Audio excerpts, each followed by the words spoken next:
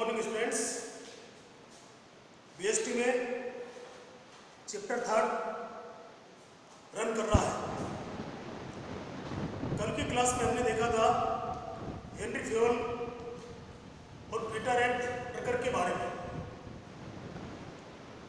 आज चर्चा करते हैं प्रबंध की तकनीकों के बारे में। प्रबंध की तकनीक जिसमें सबसे पहले देखते हैं उद्देश्यों द्वारा प्रबंध। उद्देश्यों द्वारा प्रबंध के जनक पीटर एंड ड्रकर को माना जाता है। उद्देश्यों द्वारा प्रबंध के जन्मदाता पीटर एफ ड्रकर हैं। 1954 में 1954 में उन्होंने इस विचारधारा का प्रतिपादन किया था। अब उद्देश्यों द्वारा प्रबंध की डेफिनेशन देखते हैं। ये दो चीज आपको ध्यान में रखनी होंगी। उद्देश्यों द्वारा प्रबंध के जनक कौन है? Peter F Drucker. Peter F Drucker. और कब इसका प्रतिपादन किया गया था? 1954 में। अब देखते हैं डेफिनेशन। एनिनी राया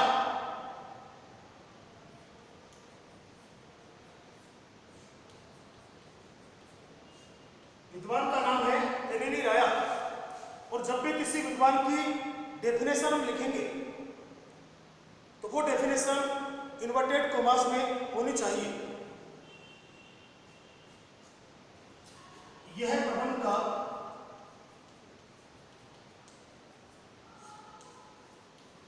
परिणाम अभिमुखी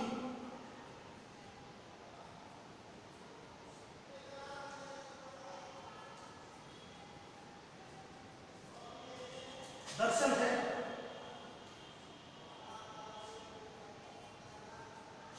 यह प्रबंध का परिणाम अभिमुखी दर्शन है जो उपलब्धि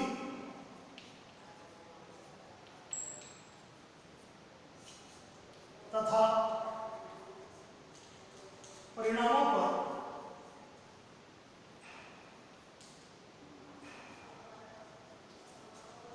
बल देता है।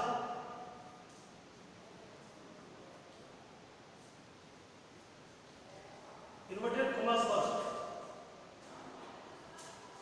यह प्रबंध का परिणाम अभिमुखी दर्शन है।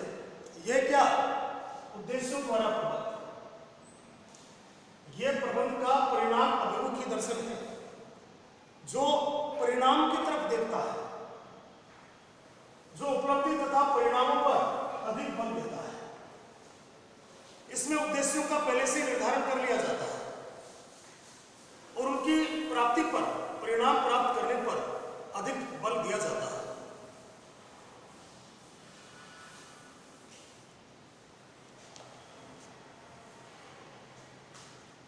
उद्देश्यों द्वारा प्रबंध एक ऐसी प्रणाली है जिसमें सभी स्तर के प्रबंधक, सभी स्तर कौन से? जनरली 3 स्तर होते हैं।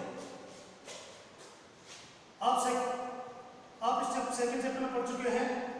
उच्च स्तर, मध्य स्तर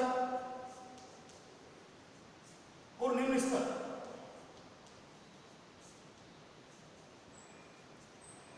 जनरली प्रबंध के 3 स्तर होते हैं। उद्देश्यों द्वारा प्रबंध प्रणाली एक ऐसी प्रक्रिया है जिसमें सभी स्तर के प्रबंधक तथा अधीनस्थ, इनके नीचे काम करने वाले लोग। तो उद्देश्यों द्वारा प्रबंध एक ऐसी प्रणाली है जिसमें सभी स्तर के प्रबंधक और अधीनस्थ मिलकर संयुक्त रूप से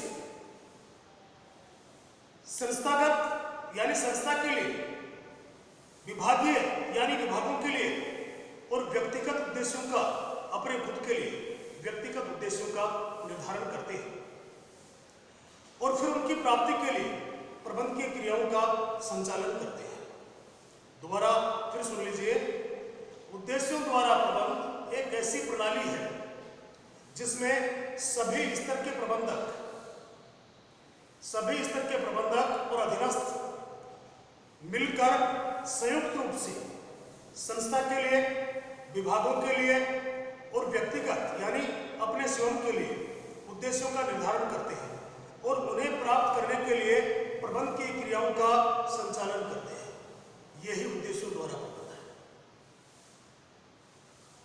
अब देखिए, उद्देश्यों द्वारा प्रबंध की प्रकृति कहें, विशेषताएं कहें, एक ही बात होती है। फर्स्ट पॉइंट देखिए, यह एक कार्यात्मक अवधारणा है जो कि उद्देश्य निर्धारण की प्रक्रिया पर अधिक बल देती है। यह एक कार्यात्मक अवधारणा है जो उद्देश्यों के निर्धारण पर अधिक बल देती है। नाम से स्पष्ट है, उद्देश्यों द्वारा प्रबंध, तो यहां उद्देश्य निर्धारण पर अधिक जोर दिया जाता है।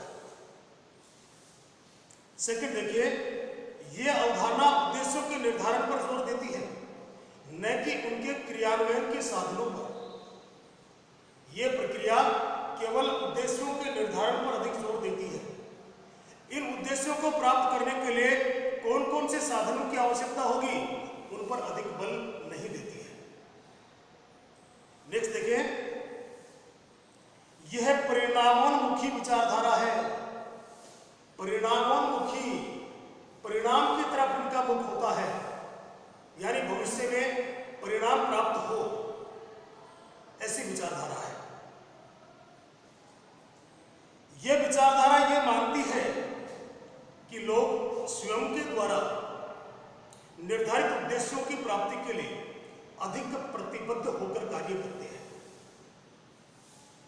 अगर उद्देश्य व्यक्ति खुद निर्धारित करता है तो वो उस उद्देश्य को प्राप्त करने के लिए अधिक प्रतिबद्धता से संकल्प लेकर उस कार्य को पूरा करने का प्रयास करता है और अधिकांश मामलों में वो सफल भी रहता है।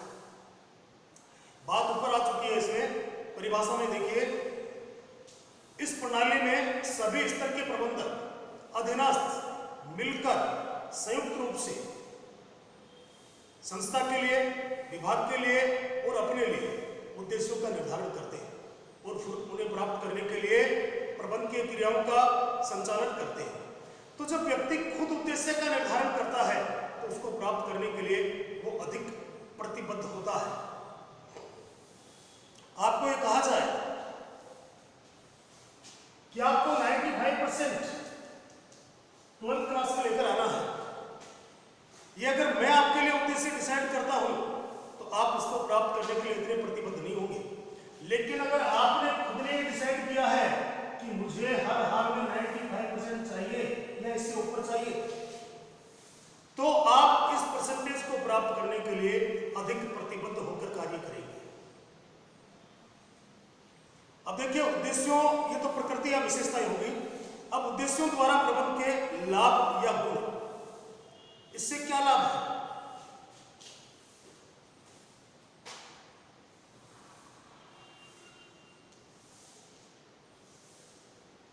उद्देश्यों द्वारा प्रबंध के लाभ या गुण,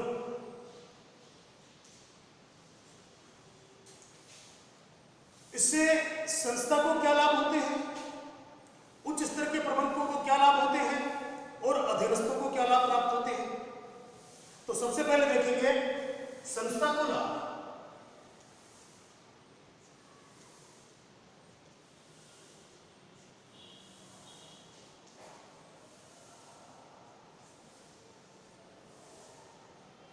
देखिए, संस्था को क्या क्या लाभ प्राप्त होते हैं। नंबर 1, श्रेष्ठ प्रबंधन।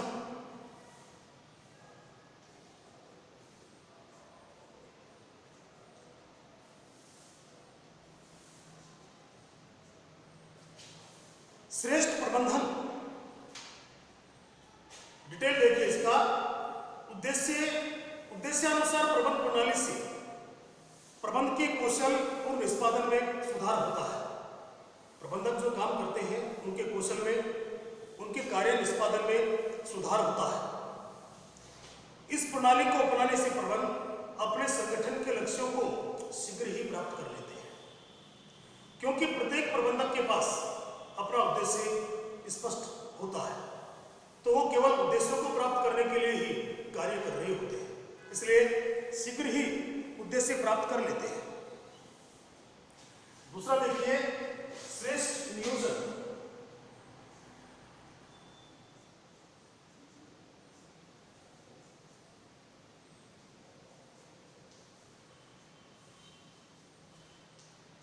श्रेष्ठ नियोजन उद्देश्यों के स्पष्ट निर्धारण,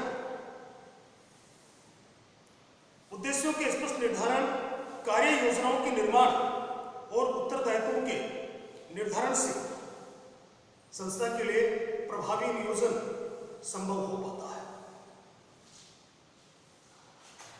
नेक्स्ट देखें संगठन की स्पष्टता।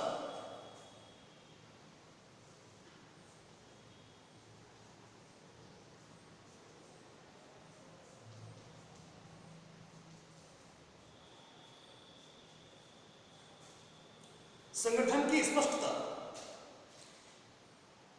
इस प्रणाली से संगठन की संरचना, भूमिका, सत्ता यानी पावर, उत्तरदायित्व, अधिकार अंतरण आदि की भूमिका स्पष्ट हो जाती है। इसलिए संगठन को स्पष्ट चलाना आसान हो जाता है। सबके उत्तरदायित्व, सबके पावर, किसके पास क्या अधिकार है, संरचना कैसी है, किसकी क्या भूमिका रहेगी, ये सारी बातें स्पष्ट होती हैं। इसलिए संगठन स्पष्ट सा नजर आता है। नेक्स्ट देखिए वचनबद्ध निष्पादन।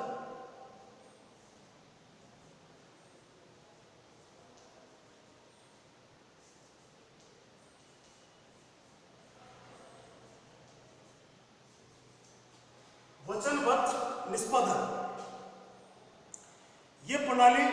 इस प्रणाली में कार्यों के प्रति कर्मचारियों में उद्देश्य प्राप्त करने की प्रतिबद्धता स्पष्ट नजर आती है।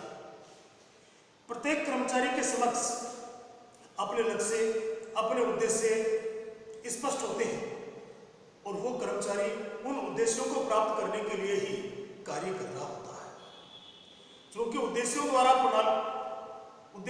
प्रबंध की प्रणाली में सबसे पहले उद्देश्यों का निर्धारण किया जाता है।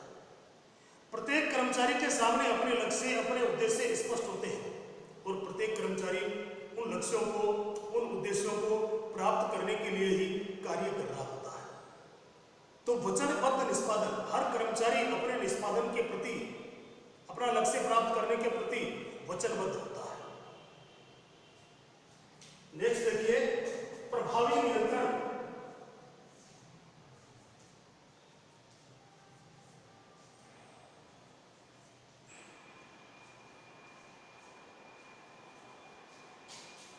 प्रभावी नियंत्रण उद्देश्यानुसार प्रबंध के कारण कर्मचारियों, कार्य योजनाओं आदि पर प्रबंधकों का प्रभावी नियंत्रण बना रहता है। देखिए ये तो हो गए संस्था को लाभ। श्रेष्ठ प्रबंधन, श्रेष्ठ नियोजन, संगठन की स्पष्टता, वचनबद्धता और प्रभावी नियंत्रण। अब देखते हैं उच्च प्रबंधकों को क्या लाभ होते हैं।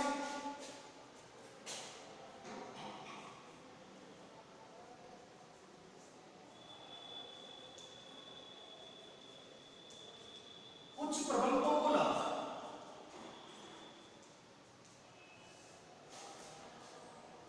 नंबर 1, अधीनस्थों का मार्गदर्शन करने में आसानी रहती है। अधीनस्थ कौन? जो उच्चाधिकारियों के अंडर में काम करते हैं, उनके नीचे काम करते हैं। क्योंकि उद्देश्य उनके सामने स्पष्ट होता है, इसलिए अधीनस्थों का मार्गदर्शन करने में आसानी रहती है। सेकंड देखिए अधीनस्थों के कार्यों के मूल्यांकन का उचित आधार मिल जाता है। क्योंकि उद्देश्य पहले डिसाइड कर लिया जाता है। एक महीने में कितना निर्माण करना है, कितनी इकाइयां उत्पादित करनी है, कितने प्रोडक्ट बनाने हैं, ये पहले से डिसाइड होता है। तो कर्मचारी जो काम करते हैं उनके मूल्यांकन करने का उचित आधार मिल जाता है। अधीनस्थों को आसानी से अभिप्रेरित किया जा सकता है। अगर लक्ष्य की प्राप्ति नहीं हो पा रही है तो अधीनस्थों को लक्ष्य प्राप्त करने के लिए आसानी से मोटिवेट, अभिप्रेरित किया जा सकता है। विभागों और कर्मचारियों के मध्य समन्वय बनाना सरल हो जाता है, क्योंकि प्रत्येक विभाग, प्रत्येक कर्मचारी अपने अपने लक्ष्य को प्राप्त करने के लिए कार्य कर रहे होते हैं, इसलिए समन्वय बनाना आसान हो जाता है। अब देखिए अधीनस्थों को क्या क्या लाभ होते हैं।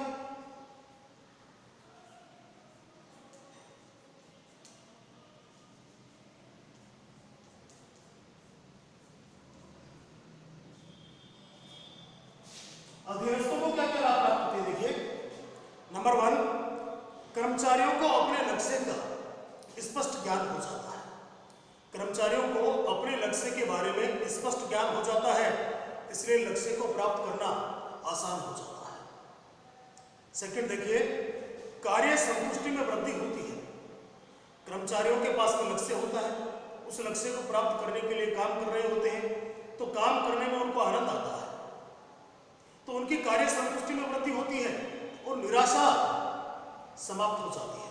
निराशा कब होती है? जब उद्देश्य सामने नहीं होता है। थर्ड देखिए, अधीनस्थ अधिक कार्य करने के लिए प्रेरित होते हैं। क्योंकि अधीनस्थों के सामने लक्ष्य स्पष्ट होता है, उस लक्ष्य को प्राप्त करना होता है, तो उस लक्ष्य को प्राप्त करने के लिए वे स्वप्रेरित खुद ही अपने आप को ही मोटिवेट कर लेते हैं। नेक्स्ट, वे अपने अधिकारियों की अपेक्षाओं को भली प्रकार समझते हैं। अधिकारी उनसे क्या चाहते हैं, इस बात को अधीनस्थ अच्छी तरह से समझते हैं, और जब इस बात को समझते हैं तो लक्ष्य को प्राप्त करना, उद्देश्य को प्राप्त करना आसान हो जाता है। उच्च प्रबंधकों से निरंतर संपर्क बना रहने के कारण भ्रांतियां उत्पन्न नहीं हो पाती। उच्च प्रबंधक निरंतर कर्मचारियों के संपर्क में रहते हैं, तो इस संपर्क बना रहने के कारण किसी प्रकार की भ्रांति, गलतफहमी प्रबंधकों और कर्मचारियों के बीच में उत्पन्न नहीं हो पाती है।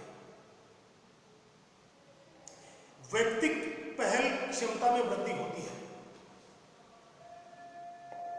व्यक्तिगत रूप से पहल करने की जो क्षमता है, उस क्षमता में वृद्धि होती है, क्योंकि व्यक्ति लक्ष्य प्राप्त करने के लिए अपने आप डिसीजन लेता है, डिसीजन लेकर काम करता है, तो जो डिसीजन लेने की क्षमता है, पहल करने की क्षमता है कर्मचारियों की, उस पहल क्षमता में वृद्धि होती है। यह तो हो गया देखिए उद्देश्यों द्वारा प्रबंधन प्रणाली की प्रकृति और लाभ। संस्था को क्या लाभ है, उच्च प्रबंधकों को क्या लाभ है, और अधीनस्थों को इस प्रणाली से क्या लाभ है। अब देखिए उद्देश्यों द्वारा प्रबंधन की सीमाएं या दोष। क्या दोष है, इसकी क्या सीमाएं है, क्योंकि जहां लाभ होते हैं तो वहां दोष भी होते हैं, कुछ सीमाएं भी होती हैं।